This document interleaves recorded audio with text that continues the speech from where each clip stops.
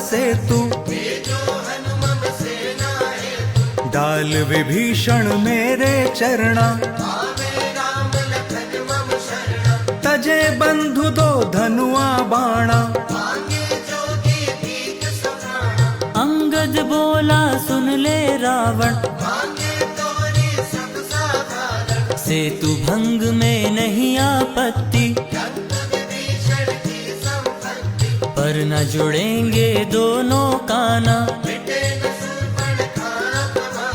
अंगद प्रण कर कहे तुरंता, अपना पाँव सभा बिच रोपा, अपना पाँव सभा बिच रोपा।